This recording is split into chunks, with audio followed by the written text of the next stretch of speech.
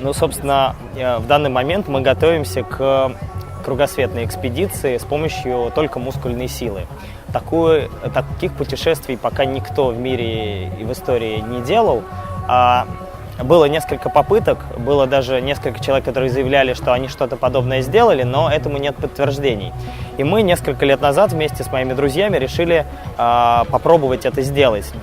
Маршрут у нас следующий. Мы стартуем из Москвы, едем на велосипедах до Португалии, до Лиссабона. И недалеко от Лиссабона мы стартуем через Атлантический океан на гребной лодке до Майами. Это будет первое в мире, если мы это сделаем, первое в мире пересечение Атлантического океана от континента до континента.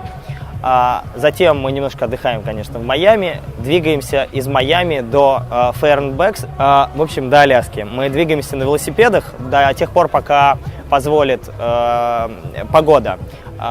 Далее, где начнется снег, примерно 1000 километров до мыса Принца Уэльского, мы пойдем на лыжах, затем пересечем Берингов пролив на специальных тоже лодках.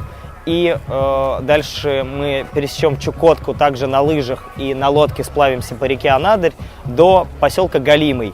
Это близ Магадана. Оттуда уже начинается дорога до Москвы, 11 тысяч километров, которые мы преодолеем тоже на велосипедах.